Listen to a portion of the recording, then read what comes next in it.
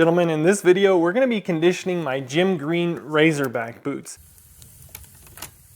Now, there's so many conditioners that are great for these boots because they're just hiking boots for me, and this leather is very easy to care for. However, today we're going to be going for Amazon's #1 selling leather honey.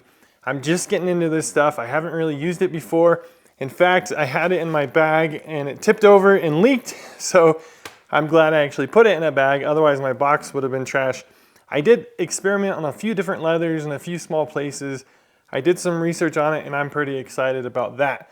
So whether you have this Jim Green boot or you have some leather like it from Jim Green, you might want to stick around and see how I condition it. This model here is the brown and it's about 2 millimeters thick. It has that full grain, oily pull-up leather.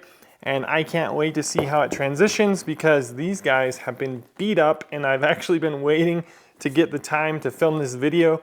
Sometimes it looks like I don't care for my boots, even though I end every video saying, don't forget to give your boots some love from time to time. However, it's just for me scheduling and I gotta put these videos out and make sure and not clean it too early. So I'm excited to get into this one. Now, Jim Green has their own conditioner and you'll see me using it on an upcoming video for my Jim Green Barefoot African Ranger boots. They have that green Houston nubuck leather, and you'll find a video of Gareth from Jim Green comparing their leather balm to a suede conditioner. I really like how that conditioner made the nubuck leather turn out. Now, a bit about leather honey. Just like a lot of these conditioners, they're gonna keep their ingredient list kind of secret, hush-hush, because it's a proprietary blend and they don't want other folks getting it and kind of copycatting. That said, we know what's not included, such as silicone or solvents. They also do not use animal products, waxes, or honey. It's said to penetrate deeply and provide a certain level of protection from rain and snow. However, they state that this will last about 6 months. So as a gentleman gets to understand leather better, gets to using it, trying out different conditioners, you can keep an eye on the leather and see if it needs it sooner or maybe later. 6 months is a good rule for about any boot to check in on it and make sure it has conditioner, even if it's left in the closet. However, if you're using it heavily, you're hiking every day or something like that, you're gonna wanna condition it more often. The key is to not oversaturate it to where the leather can't breathe, but also don't let it dry out to where it starts disintegrating. Without waxes in there, we know that it can be used as a leather conditioner where you apply a wax on top of it in certain circumstances, specifically if you want a high shine or a bit more of a winter protection. Just be sure to remove any excess leather honey and give it a day or two before applying the wax on top. Now, I would say these boots here are a very good candidate for something a little more intense like the Snow Seal, or you could go for Hubert's Shoe Grease, or Obanoff's Heavy LP. These are really good options if you want some deep winter protection. Again, I'm certainly not worried about darkening the leather as it's just a hiking boot and they are very dark already. Now, I've already pulled the laces on this boot. I'm gonna set this one aside so we can do a comparison. This is a good chance to inspect the laces, see how they're doing. I always recommend that you guys have an extra pair.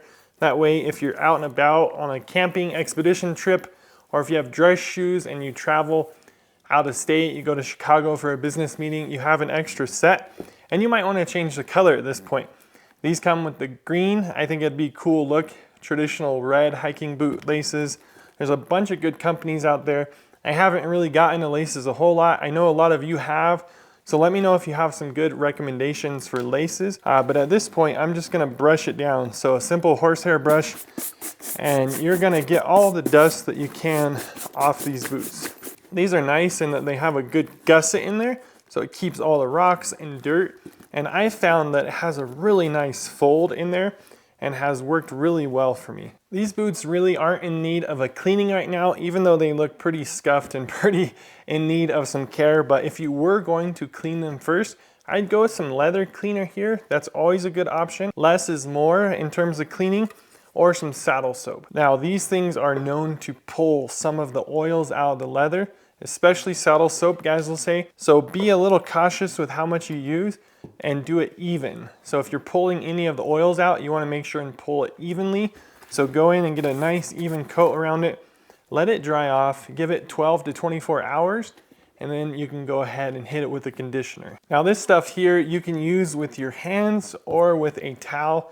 It does give off kind of a sticky residue, so I'm gonna go ahead and use a towel. I actually usually prefer to use my hands. But we're gonna get acquainted with this stuff a little bit more and see how I end up going in the future. You're just gonna start hitting it and trying to get it on a nice even coat.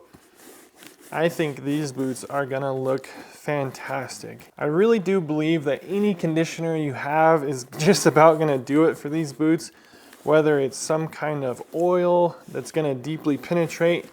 You can go with a good wax, like the leather balm that they have. It's a bit more waxy and offers a really good winter protection. I thought these were pretty dry, so I waited too long. So for me, it was good to get something like this leather honey that's gonna be a lot thicker. And it's gonna penetrate in pretty deeply because it's more of a liquid. With the wax that they have over there, the leather balm, you can go ahead and grab a hair dryer and your wife's out of her cabinet and hit it, and that'll melt the waxes and then penetrate deep as well. So those will be good options. Let me know what you guys have used for your boots in the past. Specifically this brown leather from Jim Green.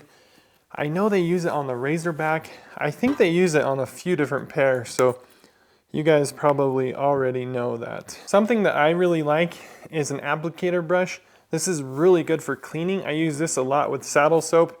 Mix some up in the lid and then I can scrub and agitate the leather really well. This is just a Kiwi brand. I'm not trying to tell you guys to go out and spend $1 million. I'll have links to everything in the description, including the boots. You can check that out. But this one I'm not gonna use today because again, I feel like this stuff's a little thick and a little tacky and I don't wanna ruin my brush by getting it in there. You might wanna have specific brushes for specific uses. I use the brush to clean the dust off. I'm not gonna use the brush to buff it afterwards because it's just, again, a little too thick for my liking. I don't wanna gum up all my brushes. Now I'm gonna go ahead and get the midsole. You can see it sticking out below the welt. Some guys are worried about introducing waxes and solvents and oil, that it's gonna help break down that midsole. But I'll tell you what, I've met with a lot of boot makers throughout the Pacific Northwest. I've talked to a lot of folks that own boot companies, and it's pretty much a given that they all want you conditioning that. I have an awesome cobbler buddy. Well, I have a few now. The one that I have local, I've had a lengthy conversation with him about that, and he's good with treating that. Overall, I think it's better to treat it than not. There might be a few exceptions, but at this point, that's what I'm gonna do. You guys can hit that or leave the welt. I'll leave that completely up to you guys. If you're worried about it getting into some nooks and crannies, that's where I think this brush will go in and agitate it really well. So at this point, I am going to call this one done. It was such an easy process. This is why I say, if you're conditioning your boots at all, you're in the top 5% of gentlemen, and go ahead and applaud yourself because you're actually doing it, and it's not that hard. I like to go ahead and do this in the evening, maybe watching a movie, kicking back. It gives me time to think and process my day. I find cleaning, conditioning boots to be very enjoyable. I just don't want it to be too fussy or messy because then you're less likely to do it. So I talked about using a little bit of natural polish if you want over the top of the boot. I would make sure and let this dry completely and then wipe it off. You're gonna get all that extra residue off maybe in a day. And then you can come back in, maybe just do the toe, give it a nice shine or something like that. I've seen folks do that on the heel counter and the toe of even hiking boots. It kind of gives it a nice look, a little bit more protection up there. What I am gonna do is hit it with a little bit of spray afterwards. This is Cobbler's Choice waterproofing spray. Since this doesn't have any waxes in it, I do trust this on its own, but there's nothing wrong with just hitting it with a little bit of waterproofing spray on top. And even with that, I'm still going to wipe off any excess once it sits for a while. Kind of inspect it, make sure I hit every little thing evenly. You can still apply more later. I don't think you're gonna need 2 coats or anything with this, although as a rule, with a lot of conditioners, it's kind of like painting. You don't want one thick, heavy coat, even though it's easier. That's the easy route to try to lay it on thick. I think most experts will agree with painting and such.